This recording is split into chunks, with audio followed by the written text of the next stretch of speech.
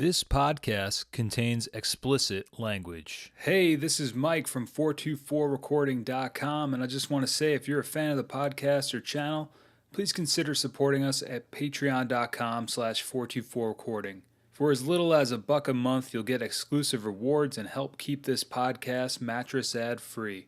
Support us at patreon.com/424recording. Hello and welcome to 424 Recording, a podcast featuring interviews with musicians, artists, YouTubers, and other creatives about the creative process. We're also talking all things music, especially in the punk, grunge, bedroom, and indie rock genres. Hey, it's Mike from 424recording.com, and this week's episode is a little bit different than the usual format, although I don't really like to stick to any type of usual format, but we got something going on with the interviews. But anyway, so I sat down this week with Tim and discussed the artwork of this EP I just put out called Just a Trick. You can check it out at becoolcowboy.bandcamp.com. And it's a record or EP I did in two different types of formats. The first was 4-track versions of the songs that I did very quickly, and then I re-recorded them digitally. So I had Tim, as I was releasing these on 424recording.bandcamp.com, Tim is always down for doing art. He's done all the art for the Be Cool Cowboy stuff, if you've checked any of that out. And I just contacted him and was asking him, sending him the tracks and saying, hey, man, can you make some art for this? So I wanted to sit down with him. I filmed this interview with him and decided to just use the audio for the podcast. The video will be out next week. But yeah, so enjoy this interview with Tim, or I guess it's just more of a chat, really. But it's a chat about artwork and making the artwork for the record, and all the different singles that came out with Just a Trick. So check it out. Let me know what you think. This is my chat with Tim about the art.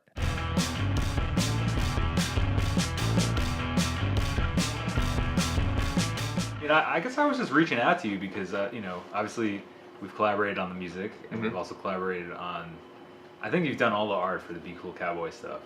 I think I did all of it except for the first single. The Little Wiser. The Little Wiser single. Yeah, that was like a picture from Mary. Yeah, that was the only thing I didn't have any part in. The rest of it was I did the art for.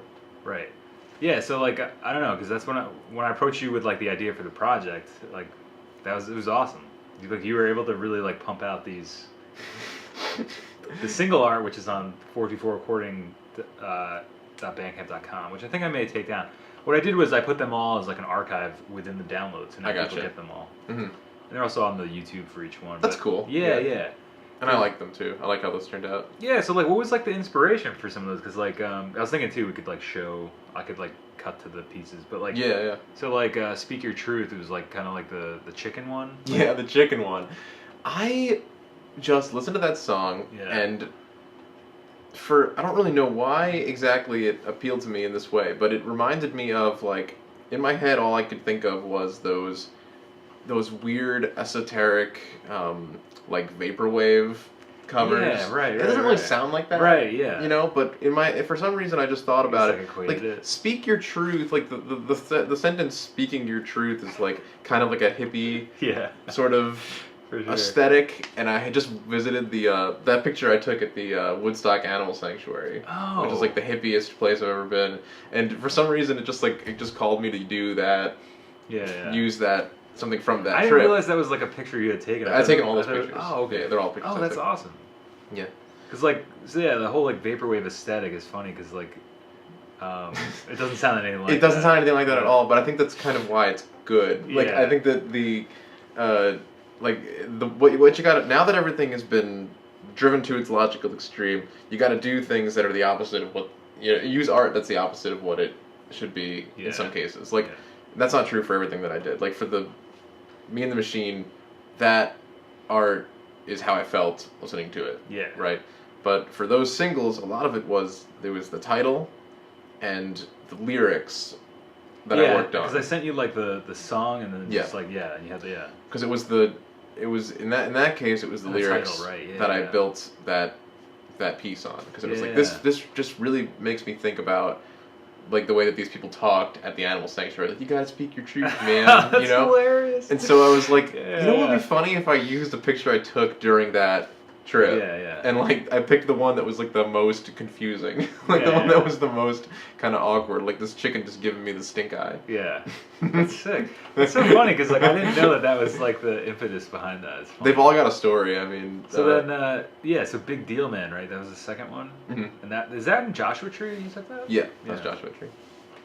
And like, what about that one? And you were like, what gave you like the? It just felt like a big song. Yeah. Like it just felt like an epic space, you know. And that one thing about the desert is like, I mean, it's no bigger than here. It's just the earth, but it feels huge. Yeah. Because you can see in all directions. Around here, it's like there's trees everywhere. Mountains. Unless you're on top of the mountain, you can't really get a good view of anything. And it's, in there, it's so different. You don't need to be on top of anything. You can see in miles. It seems like you can see for miles in every direction. I'm sure you really can't. But that song just felt big and echoey and I don't know, sparse almost. And I was like, it kind of reminds me of that, that's really that desert cool. feeling. Yeah. So that's another picture I took when I was on a trip out there. And I just did a little editing to the image. It's sick and has the vaporwave like same kind of.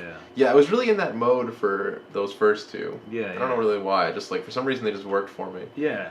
Because I think I sent you those two pretty quickly too. Because I remember working on them like almost every day. I think I did like a couple of them. I did, I think on the same day. Like maybe Fantasy and Horizon were like the same day. Mm-hmm. And I remember kind of like trying to send them to you like one at a time because I didn't want to like overload you. Because also like sometimes when working on projects like this with people, like if the person doesn't have time and you're like inundating them with stuff, it gets to be like overwhelming. It's like, oh god. But you were like, yeah, okay, and you're like, it was almost like I sent it to you and then I got like an email back within like, or a text back within like 5 or 10 minutes. I mean, I've got in the back of my mind and on my computer, I have a series of images that I really like that I've taken, and I just kind of keep them separate. And I think that in the back of my mind, I keep them separate for stuff like this, That's like cool. to be cut and pasted into different like collages or album covers or whatever. And because that's kind of like, we'll skip ahead to Horizon, isn't that?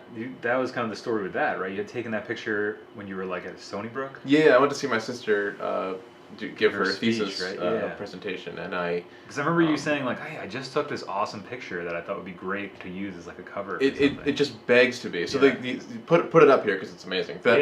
Stony Brook University has a hospital attached to it, and it's the most bizarre building I've ever seen. It looks like something out of Alien. It doesn't look like a the human designed it. It's so it's like weird. That retro futuristic, like it was built, I think, in the 70s. And I think that it's like a science building.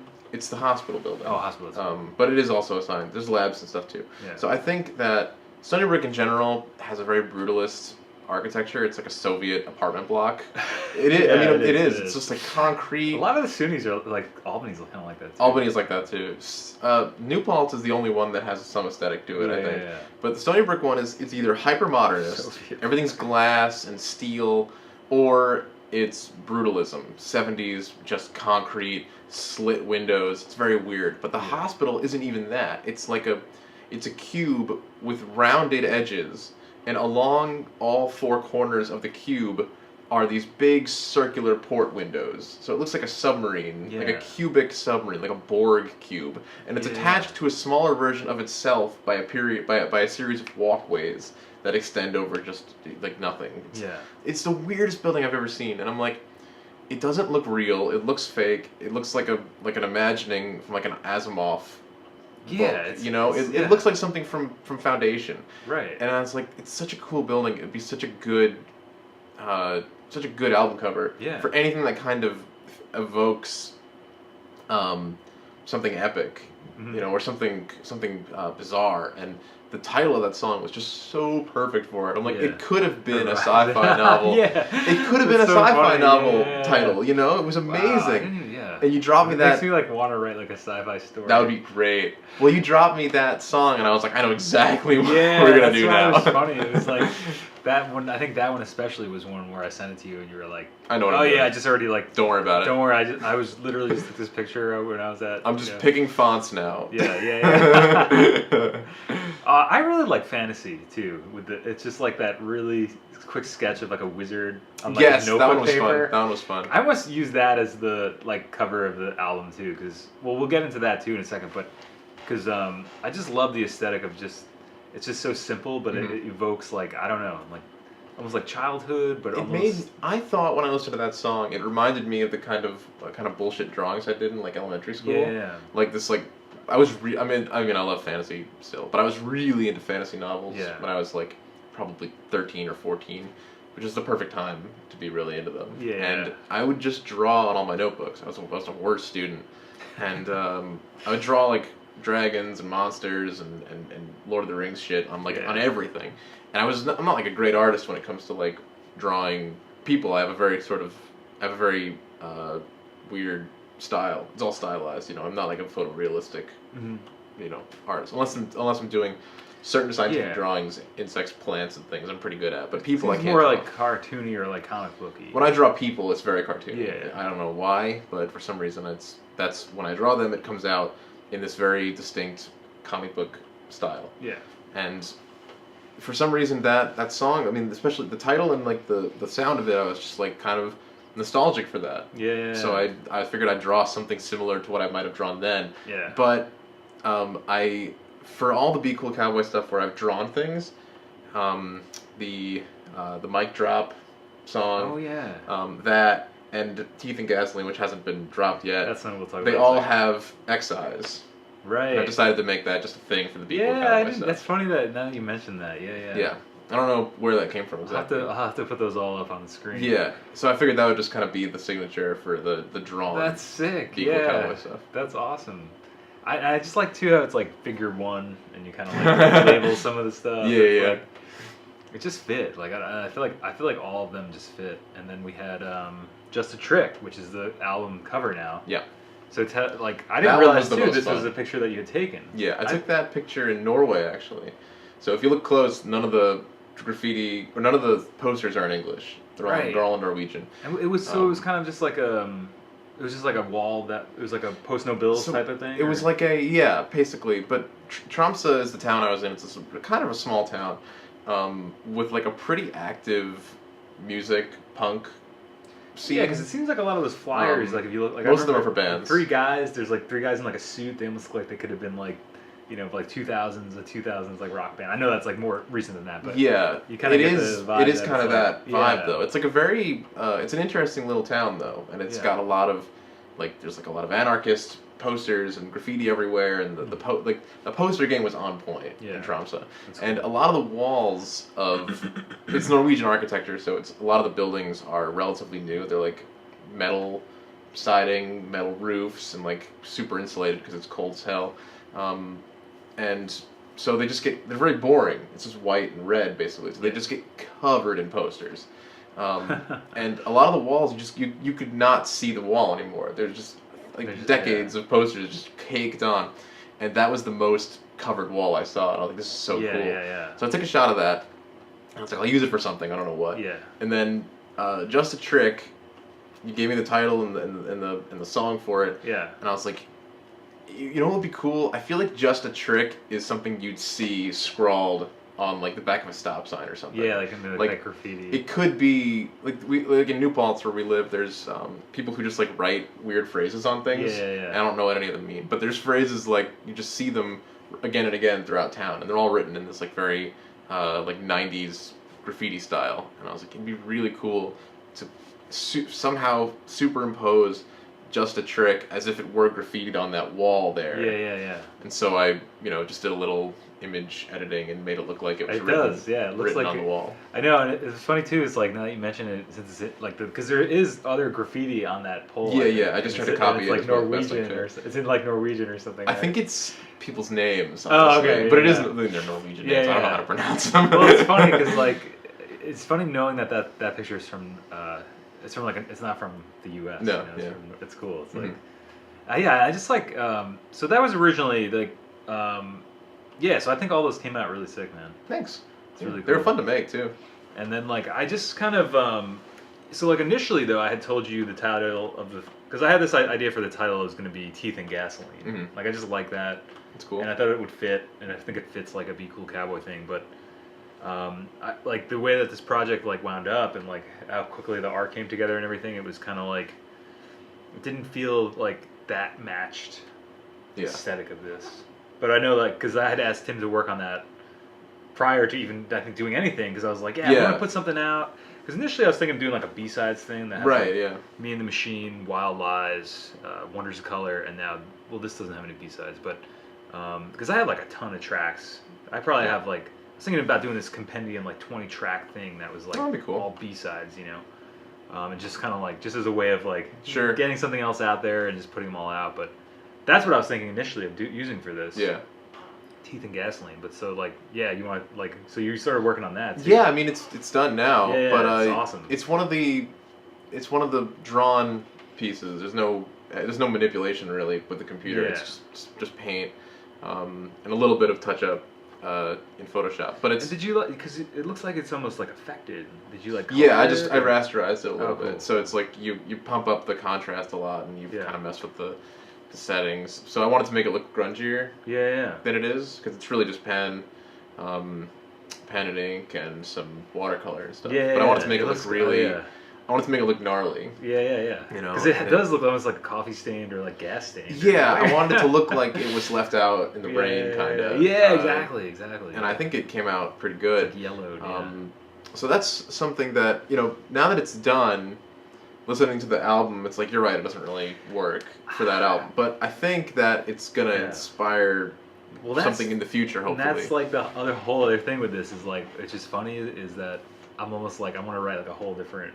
I almost want to look at that, because I've never done this before. This could be a cool project, and then talk about this in the future, like having a piece of art and then writing songs to it. It's kind of like that piece of art you did with the Fox.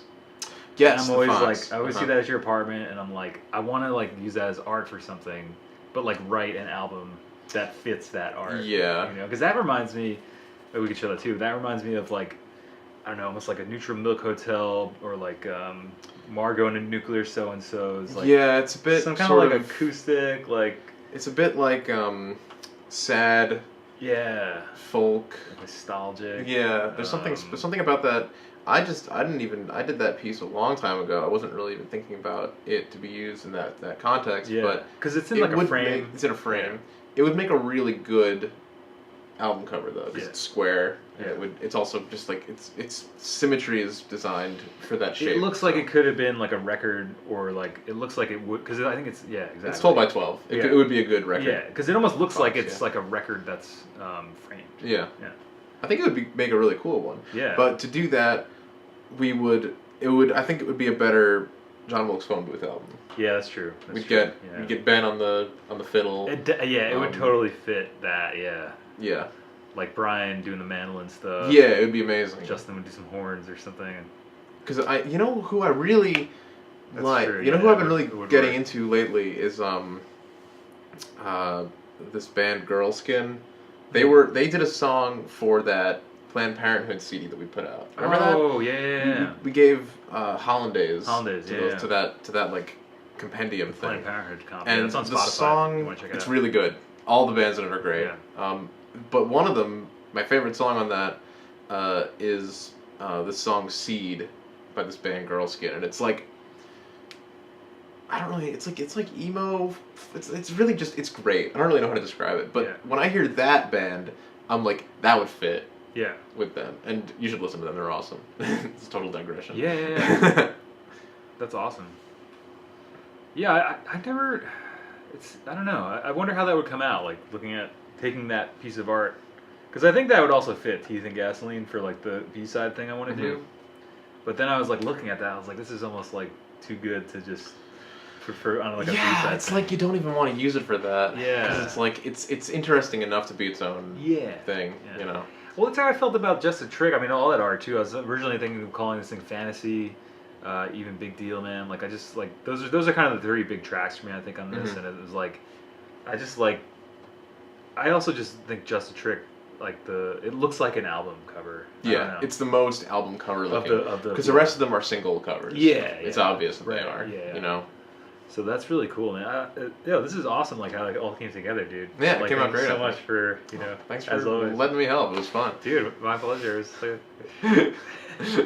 It's good stuff, dude. Hell yeah.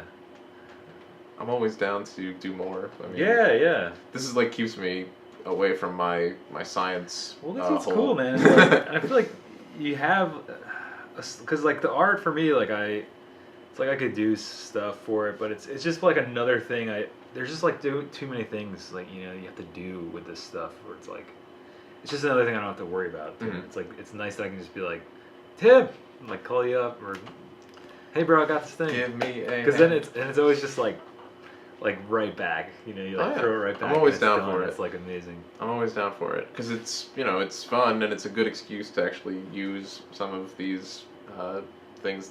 Do some of these things that I like doing that are not. Yeah, it's like what we talked about on the podcast. Yeah, it's not stuff that I do normally in my day-to-day life. Yeah. So it's like an excuse to like practice and learn new things about art is always like fun for me and exciting. And they're like, it's kind of like how you described Be Cool Cowboy. Some of the early stuff, it's like grunge bites. It's kind of like art bites. It's like you can get into the art for like however long, a couple hours, and or however long it takes, and just shoot it out. It doesn't have to be this elongated project that takes you like.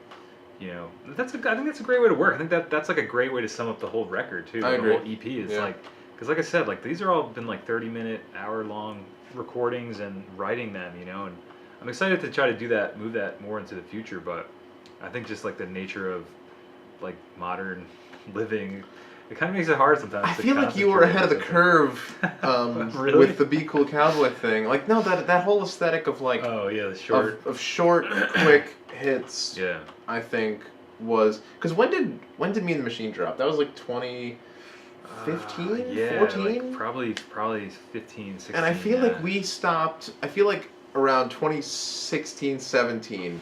Everyone started talking about, the news moves so fast, the world is going crazy, everything, a day feels like 10 years, Yeah. And you had, and now everything's gotta be quick. Your news is like a 10-second news clip. Yep. Nobody can get into any detail because we're all too busy all the time and everyone's like, go, go, go. Be Cool Cowboy was way before all that. It was before that trend, and it was like, it saw the writing on the wall. It was like, we're gonna have no time. So here's the plan. Here's the plan. 2-minute songs, nice and quick. They're really good. You can listen to them more than once, obviously. Yeah. So it was very prescient. Yeah. That's awesome. That's awesome, man. Thank you. Ahead of the curve. Yeah. You were tapping into the collective unconsciousness, I think. Cool, man. Cool. Well, I'm glad to help. Thanks, dude. Enjoy.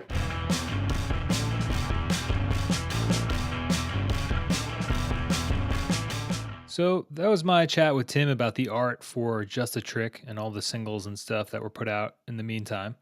And I hope that was a cool conversation. I hope you enjoyed it. And if you want to check out the video interview, that's going to be coming out next week. So stick around, stay tuned for that. And you can check out Just a Trick at becoolcowboy.bandcamp.com. This is Mike from 424recording.com. Godspeed, my friends. Thank you for listening, and don't forget to subscribe and review the podcast wherever you listen to podcasts. And if you want to support the podcast, you can check out patreon.com/424recording. Appreciate you, my friends. And make sure you do something you want to do today, okay?